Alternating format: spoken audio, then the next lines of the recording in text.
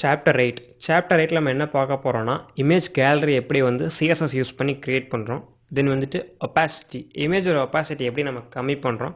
தென் CSS media types அப்படின்னு என்ன பார்க்க போகிறோம். ஃபஸ்ட்டு வந்துட்டு image gallery. So image gallery வந்து எப்படி நம்ம ரெடி பண்ண போகிறோம் அப்படிங்கிறத டெமான்ஸ்ட்ரேஷனை இப்போ வந்து நம்ம பார்க்கலாம்.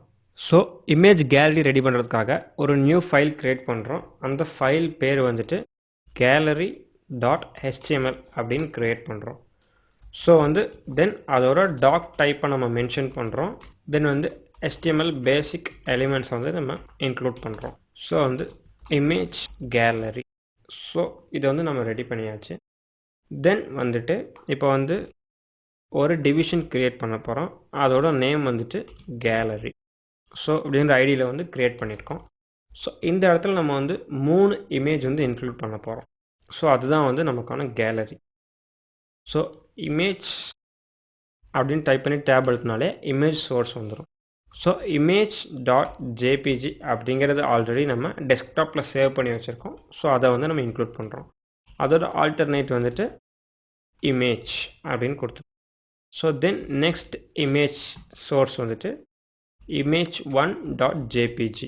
தென் அதோட ஆல்டர்னேட் வந்துட்டு image1. தென் நெக்ஸ்ட் வந்துட்டு img. அதோட சோர்ஸில் வந்து image2.jpgன்னு சேவ் பண்ணுறோம். அதோட ஆல்டர்னேட் வந்துட்டு image2. ஸோ இப்போ வந்து இதோட அவுட்புட் எப்படி கிடைக்குது நம்ம பார்க்கலாம். ஸோ டெஸ்க்டாப் போகிறோம். டெஸ்க்டாப்பில் வந்துட்டு நம்ம ஆல்ரெடி சேவ் பண்ணி வச்ச 3 இமேஜஸ் இருக்குது.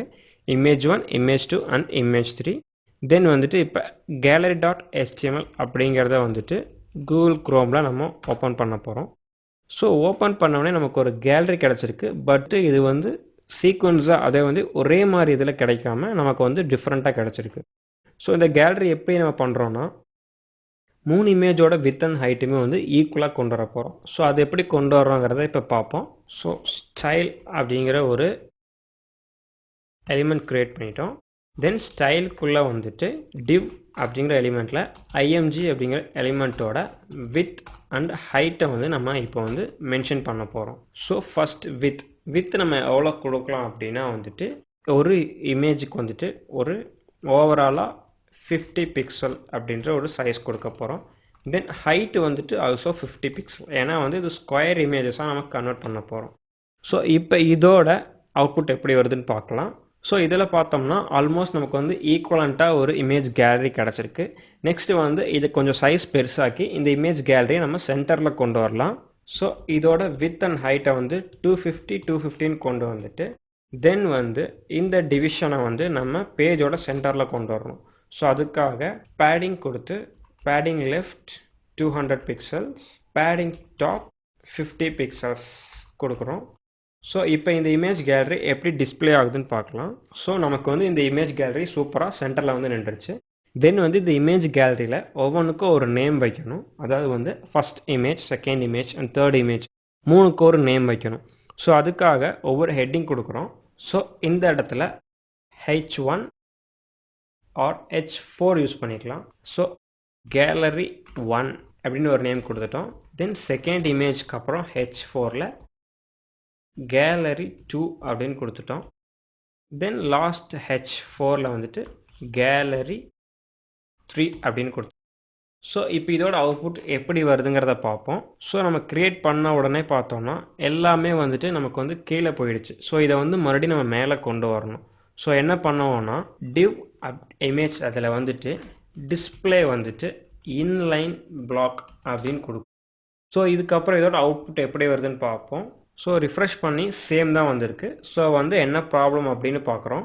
ஸோ இந்த இடத்துல டிவிஷனோட டிஸ்பிளே வந்து நம்ம சேஞ்ச் பண்ணால் மட்டும்தான் நமக்கு கீழே இருக்க டிவிஷனோட பொசிஷன் சேஞ்ச் ஆகும். ஸோ டிஸ்பிளேல வந்துட்டு பிளாக் அப்படின்னு மென்ஷன் பண்ணுறோம்.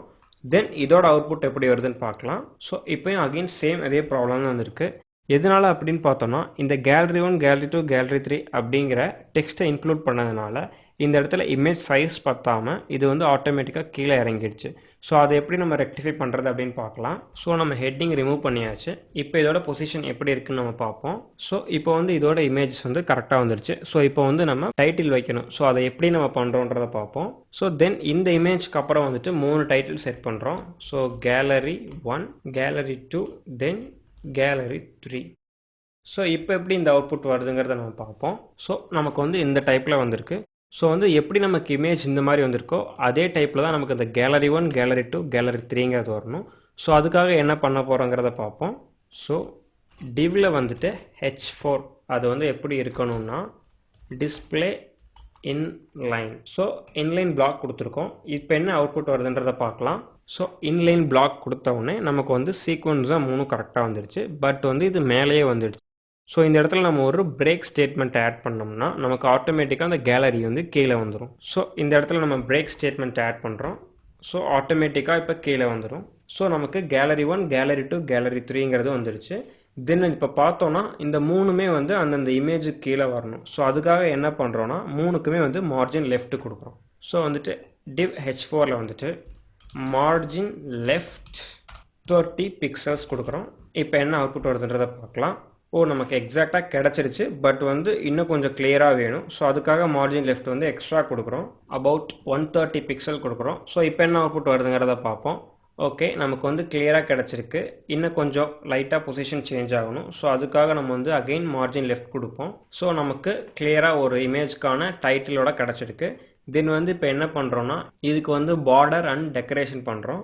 ஸோ ஃபஸ்ட்டு வந்து இமேஜுக்கான பார்டரும் இந்த டிவிஷனுக்கான பார்டரும் நம்ம கொண்டு வரணும். ஸோ அதுக்காக வந்துட்டு டிவிஷனில் வந்துட்டு பார்டர் 1 பிக்ஸ் சாலிட் இல்லைன்னா இன்செட்னு கொடுத்துக்கோ நமக்கு கிராடியன்ட் இமேஜ் வரணுன்றக்காக. ஸோ இந்த இடத்துல நம்ம என்ன கலர் பார்டர்ன்றதை மென்ஷன் பண்ணணும். ஸோ அதுக்காக நம்ம வந்து வேல்யூஸ் வந்து கொடுக்குறோம். ஸோ நம்ம RGB வேல்யூ கொடுத்தாச்சு. தென் இதோட அவுட்புட் இப்போ பார்க்கலாம். ஸோ வந்துட்டு நமக்கு ஒரு பார்டர் கிடச்சிருக்கு. ஸோ ஒரு இமேஜ் கேலரி அப்படிங்கிறதுக்கான ஒரு கிளியர் கண்டென்ட்டாக கிடச்சிருக்கு. ஸோ இப்போ வந்துட்டு இந்த இமேஜுக்கான பார்டர்ஸ் வந்து நம்ம சேஞ்ச் பண்ணுவோம். ஸோ நம்ம என்ன பண்ண போகிறோன்னா இந்த div இமேஜில் வந்துட்டு பார்டர் கொடுத்துட்டு 1 பிக்சல் டாட்டட் அப்படிங்கிற அதாவது வந்து பார்டர் வந்து டாட்டடாக இருக்கிற மாதிரி கொடுத்துட்டு RGBயில் வந்துட்டு ஒரு 3 கலர்ஸ் வேல்யூஸ் நம்ம ஆட் பண்ணுறோம். 76, 100, 235ங்கிற ஒரு 3 கலர் கொடுக்குறோம். ஸோ இப்போ என்ன அவுட்புட் வருதுங்கிறத நம்ம பார்ப்போம். ஸோ நமக்கு வந்து ஜூம் பண்ணி பார்த்தோம்னா க்ளீன் ப்ளூ கலரில் வந்துட்டு ஒரு சின்ன பார்டர் வந்துருக்கு. ஸோ இப்போ வந்து இந்த இமேஜ் கேலரி வந்து பார்க்குறதுக்கு ரொம்ப நீட்டாக இருக்குது. ஸோ தென் வந்துட்டு நெக்ஸ்ட் இமேஜோட ஒப்பாசிட்டி எப்படி கம்மி பண்ணுறது அப்படிங்கிறத பார்ப்போம். ஸோ வந்துட்டு ஒப்பாசிட்டிங்கிறது ஒன்றுமே கிடையாது. நார்மலாக தெரிகிற இமேஜ் வந்து கொஞ்சம் கொஞ்சமாக பிளர்ராக தெரிய வைக்கிறதுக்கு தான் வந்து ஒப்பாசிட்டின்னு சொல்லுவோம். ஸோ தென் இந்த இடத்துல வந்து ஒப்பாசிட்டி அப்படிங்கிற ஒரு கீவேர்டு யூஸ் பண்ணி ஸோ நார்மல் ஒப்பாசிட்டி 1 இந்த 1ன்னு கொடுத்தோம்னா நமக்கு வந்து இமேஜ் எப்படி இருக்கோ ஆஸ் யூஷுவலாக தெரியும். ஸோ இப்போ வந்து எந்த சேஞ்சஸுமே இல்லாமல் ஒப்பாசிட்டி 1ங்கிறதுனால கிளியர் இமேஜ் கிடைக்குது. சப்போஸ் இந்த ஒப்பாசிட்டியை 1லேருந்தே நம்ம கம்மி பண்ணிகிட்டே போனோம்னா அதோட சைஸ் அப்படியே தான் இருக்கும். பட் வந்து பார்த்தோம்னா நமக்கு தெரியறது வந்து கொஞ்சம் கொஞ்சமாக ஹைட் ஆகிட்டே வரும். ஸோ இங்கே வந்து ஒப்பாசிட்டி வந்து 0.3 அப்படின்னு கொடுக்குறோம். சேவ் பண்ணியாச்சு. தென் இதோட அவுட்புட் எப்படி வருதுன்றதை பார்க்கலாம். ஸோ பேஜ் ரிஃப்ரெஷ் பண்ணியாச்சு. ஸோ இந்த இடத்துல நமக்கே தெரியும் அதோட ஒப்பாசிட்டி கம்மியாக கொடுத்ததுனால இந்த இமேஜோட ஹைடு வந்து 0.7% வந்து ஹைட் ஆகிடுச்சு. ஸோ 0.3 மட்டும்தான் நமக்கு தெரியுது. சப்போஸ் நம்ம வந்து ஒப்பாசிட்டி 0ன்னு கொடுத்துட்டோம்னா நமக்கு எந்த இமேஜுமே டிஸ்பிளே ஆகாது. சப்போஸ் இங்கே ஒப்பாசிட்டி 0ன்னு கொடுத்துட்டோம். தென் இப்போ இந்த இமேஜை போய் பார்க்கலாம். ஸோ இந்த இடத்துல 3 இமேஜுமே ஹைட் ஆகிடுச்சு. எதனால அப்படின்னா நம்ம ஒப்பாசிட்டி 0ன்னு கொடுத்தோம். ஸோ அதனால ஸோ இப்போ வந்து நம்ம இமேஜ் கேலரி எப்படி பண்ணுறதுன்னு பார்த்தோம். தென் வந்து இமேஜ் ஒப்பாசிட்டி எப்படிங்கிறத பார்த்தோம். ஸோ நெக்ஸ்ட்டு வந்துட்டு media type CSS media type அப்படின்னா என்னென்னு பார்க்கலாம். ஸோ சிஎஸ்எஸ் மீடியா அப்படின்னா மொத்தம் வந்து நம்ம ஒரு வெப்பேஜை வந்து 4 டிவைஸில் வந்து வியூ பண்ணி பார்ப்போம். ஃபஸ்ட்டு வந்து பிசி, செகண்ட் லேப்டாப், தென் டேப், வந்து லாஸ்ட்டாக வந்து மொபைல். ஸோ வந்து இப்போ 4 டிவைஸில் நம்ம ஓப்பன் பண்ணி பார்க்குறப்போ வந்துட்டு இந்த வெப்பேஜ் வந்து நமக்கு ரெஸ்பான்சிவாக இருக்கணும். அதாவது வந்துட்டு கரெக்டாக டிஸ்பிளே ஆகணும். ஸோ அதுக்காக நம்ம யூஸ் பண்ணுறது தான் சிஎஸ்எஸ் மீடியா அப்படிங்கிற ஒரு query. இந்த மீடியா query எப்படி நம்ம யூஸ் பண்ணுவோம் அப்படின்னா அந்த மீடியா டிவைஸில் வந்துட்டு பர்டிகுலர் டிவைஸை நம்ம மென்ஷன் பண்ணிட்டோம்னா அதுக்கு கீழே வர்ற கோடிங்ஸ் வந்துட்டு அந்த டிவைஸ்க்கு அப்ளை ஆகும். தென் வந்துட்டு அந்த மீடியா ரூலில் இப்போ வந்து மொபைலில் ஒரு டிவைஸுக்கான கோடிங் எழுதியிருந்தோம் அப்படின்னா ஸோ அதுக்கான கோடிங் வந்து ஆட்டோமேட்டிக்காக அப் அண்ட் ஆகிடும். ஸோ இதை எப்படி ஒர்க் பண்ணி பார்க்கும் அப்படிங்கிறத இப்போ ஒரு எக்ஸாம்பிள் மாதிரி பார்க்கலாம். ஸோ இந்த இடத்துல வந்து ஒரு ஸ்டைல் ஷீட் க்ரியேட் பண்ணுறோம். அந்த ஸ்டைல் வந்துட்டு at media screen only. So இப்படி வேணும் அப்படின்னா கூட நம்ம வந்து ஓன் ஸ்டைல் ஷீட் க்ரியேட் பண்ணிக்கலாம். ஸோ ஃபைலில் வந்துட்டு நியூ ஃபைல் க்ரியேட் பண்ணுறோம். ஸோ அந்த கார்னரில் வந்துட்டு கிளிக் பண்ணி சிஎஸ்எஸ்க்கு ஏற்ற மாதிரி மாடிஃபை பண்ணுறோம். தென் சேவ் பண்ணுறப்ப மீடியா டாட் சிஎஸ்எஸ் அப்படின்னு நம்ம சேவ் பண்ணுறோம். ஸோ இப்போ சிஎஸ்எஸ் ஃபைல் ரைட் பண்ண போகிறோம். அட் மீடியா அப்படிங்கிற கொரியில் ஒன்லி ஸ்க்ரீன் அதில் வந்துட்டு and max width equal to 400 pixels அப்படின்னு மென்ஷன் பண்ணுறோம். ஸோ இப்போ வந்துட்டு இதுக்குள்ளே என்னென்ன queries எழுதுகிறோமோ அது மட்டும் இந்த ஸ்க்ரீனோட சைஸ் வந்துட்டு 400 பிக்சல் வந்து கரெக்டாக வந்துச்சுன்னா இப்போ நம்ம கொடுக்குற ரோல் மட்டும்தான் அப்ளை ஆகும். ஸோ வந்துட்டு ஸ்க்ரீன் சைஸ் வந்து 400 பிக்சல் அப்படின்னு இருந்துச்சுன்னா இப்போ வந்து என்ன ஸ்டைல் ரூல் வரும் அப்படிங்கிறத நம்ம அப்ளை பண்ணுவோம். டிவ் ஆஃப் இமேஜ் அப்படிங்கிறதுல வந்துட்டு டிஸ்பிளே நன்னு கொடுத்துருவோம். ஸோ எதுக்கு அப்படின்னா ஒரு மொபைலை வியூ பண்ணுறப்ப நம்ம டிவிஷனில் இருக்கிற அந்த இமேஜ் வந்து டிஸ்பிளே ஆகக்கூடாது அப்படின்ற ஒரு மீடியா query நம்ம கொடுத்துருவோம். ஸோ இப்போ gallery.html வந்துட்டு அந்த சிஎஸ்எஸ் பேஜை நம்ம லிங்க் பண்ணி விட்டுருவோம். So media dot CSS. So இப்போ இதோட அவுட்புட் எப்படி வருதுங்கிறத நம்ம பார்ப்போம். ஸோ டெஸ்க்டாப்பில் வந்துட்டு gallery.html நம்ம ஓப்பன் பண்ணுறோம். ஸோ இப்போ வந்து கரெக்டாக தெரியுது, எந்த ப்ராப்ளமுமே இல்லாமல். இஃப் சப்போஸ் இது வந்துட்டு 400 பிக்சல் வந்துடுச்சுன்னா எப்படி டிஸ்பிளே ஆகுதுங்கிறத பார்ப்போம். பேஜ் ரிஃப்ரெஷ் பண்ணியாச்சு.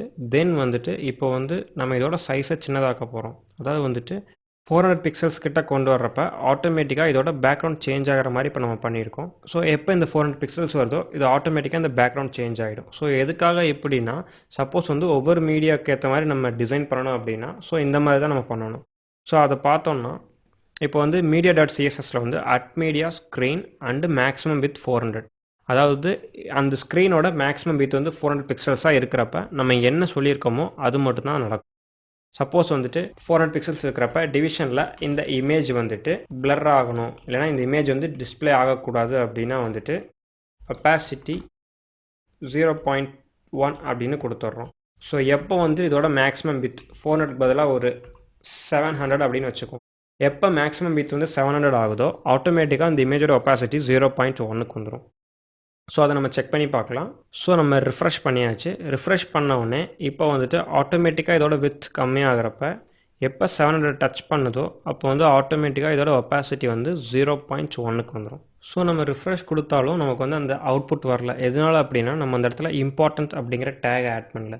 ஸோ இப்போ வந்து அந்த இம்பார்ட்டன்ட் டேக்ன்ற நம்ம ஆட் பண்ணதுக்கப்புறம் ஸோ இதோட சேஞ்சஸ் எப்படி ஆகுதுன்றதை நம்ம பார்ப்போம். ஸோ இம்பார்ட்டன்ட் அப்படின்னு நம்ம டைப் பண்ணியாச்சு, சேவ் பண்ணியாச்சு. ஸோ எப்போ வந்து இந்த மீடியா ஸ்க்ரீன் வந்து மேக்ஸிமம் வித் 400 அப்படின்னு வருதோ அப்போ வந்து இந்த டிவிஷன் இமேஜ் வந்து ஒப்பாசிட்டி 0.1 அப்படின்னு வரும். ஸோ இதோட அவுட்புட் நம்ம இப்போ பார்க்கலாம்.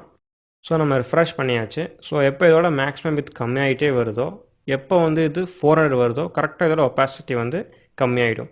ஸோ இந்த இடத்துல நமக்கு நல்லாவே தெரியுது எப்போ வந்து இது கரெக்டாக 400 பிக்சல்ஸ் வருதோ அப்போ வந்து இதோட ஒப்பாசிட்டி கம்மியாயிடும். ஸோ இது வந்து எதுக்குன்னா ஒவ்வொரு மீடியாவுக்கு ஏற்ற மாதிரி. ஸோ 400 பிக்சல்ஸ் அப்படின்னா வந்து ஒரு மொபைலோட வித். ஸோ அதனால் அந்த மொபைலில் டிஸ்பிளே ஆகிறப்ப நம்ம வெப்பேஜ் எப்படி டிஸ்பிளே ஆகணும், இல்லை ஒரு நார்மல் பிசியில் டிஸ்பிளே ஆகிறப்ப நமக்கு எப்படி டிஸ்பிளே ஆகணுங்கிற மாதிரி நம்ம மீடியா queries எழுதிக்கலாம். ஸோ இந்த மீடியா queriesல நம்ம வந்து 400 பிக்சல் அப்படித்தான் இல்லாமல் எத்தனை பிக்சல்ஸுக்கு வேணால் எழுதிக்கலாம். இப்போ வந்துட்டு நமக்கு வந்து ஒரு 800 பிக்சல்ஸுக்கு வந்து நமக்கு வேறு ஏதாவது தேவைப்படுது அப்படின்னா மேக்ஸிமம் வித் வந்து 800 பிக்சல்ஸ் அப்படின்னு டிக்ளேர் பண்ணிவிட்டு இப்போ வந்து டிவிஷன் இமேஜில் வந்துட்டு ஒப்பாசிட்டி வந்துட்டு 0 அப்படின்னு கூட கொடுக்கலாம். ஸோ எப்போ வந்து 800 பிக்ஸ் வந்து அதை ரீச் ஆகுதோ அப்போ வந்து இந்த ஒப்பாசிட்டி 0ங்கிறனால ஃபுல் இமேஜ் நமக்கு ஹைட் ஆகிடும். ஸோ நம்ம பேஜை ரிஃப்ரெஷ் பண்ணியாச்சு. ஸோ எப்போ வந்து நம்ம சைஸ் மினிமைஸ் பண்ண 800 பிக்சல்ஸ் கிட்ட வருதோ ஸோ ஆட்டோமேட்டிக்காக வந்து ஒப்பாசிட்டி நமக்கு வந்து 0 ஆகிடும். ஸோ அகைன் நமக்கு ஆகலை, ஏன்னா நான் வந்து இந்த இடத்துல இம்பார்ட்டன்ட் அப்படிங்கிற query நம்ம கொடுக்கல. ஸோ இம்பார்ட்டன்ட் அப்படின்னு நம்ம கொடுத்தாச்சு. தென் இப்போ வந்து ரிஃப்ரெஷ் பண்ணலாம். ஸோ இந்த இடத்துல 0ன்னு வந்துடுச்சு. எதுக்காக அப்படின்னா 800 பிக்சல்ஸை தாண்டிடுச்சு. ஸோ எப்போ வந்து இந்த 800 தாண்டுதோ இமேஜ் கரெக்டாக தெரியும். 800க்குள்ளே வந்தவுடனே ஆட்டோமேட்டிக்காக ஹைட் ஆகிடும். அதே மாதிரி மீடியா query 400 கிட்ட வந்தவுடனே இதோட ஒப்பாசிட்டி வந்து 0.1 ஆகிடும். ஸோ இதுக்காகத்தான் வந்து நம்ம வந்து மீடியா queries நம்ம யூஸ் பண்ணுறோம். ஸோ நம்ம இந்த சாப்டர் 8ல் இமேஜ் கேலரி எப்படி ரெடி பண்ணுறதுன்னு பார்த்தோம். தென் இமேஜோட ஒப்பாசிட்டி எப்படி கம்மி பண்ணுறது அண்ட் இன்க்ரீஸ் பண்ணுறதுன்ற பார்த்தோம். தென் வந்து சிஎஸ்எஸ் மீடியா டைப்ஸ் பார்த்தோம். அதாவது வந்து என்னென்ன மீடியா டைப்ஸ் இருக்குது, அந்த டைப்ஸ்க்கு ஏற்ற மாதிரி எப்படி நம்ம வெப்பேஜ் டிஸ்பிளே பண்ணுறது அப்படிங்கிறத பார்த்தோம். ஸோ அதுக்கு வந்து @media அப்படிங்கிற ஒரு CSS query யூஸ் பண்ணோம். ஸோ அந்த @mediaங்கிற CSS queryயில் வந்துட்டு மேக்ஸிமம் அண்டு மினிமம் வித்தை வந்து நம்ம மென்ஷன் பண்ணி ஸோ அதில் வந்து எப்படி நமக்கு ஏற்ற மாதிரி CSS ஸ்டைல் ரூல்ஸ் எழுதலாம் அப்படிங்கிறத பார்த்தோம். ஸோ நெக்ஸ்ட் சாப்டரில் CSS attribute selectors அதை வந்து எப்படி நம்ம ஒரு பர்டிகுலர் ஆட்ரிபியூட்டை செலக்ட் பண்ணுறது, அதாவது வந்து CSS எலிமெண்ட்டுக்குள்ளே இருக்கிற ஆட்ரிபியூட் எப்படி செலக்ட் பண்ணுறதுங்கிறத பார்க்க போகிறோம். ஸோ நெக்ஸ்ட் சாப்டரில் பார்க்கலாம். தேங்க்யூ.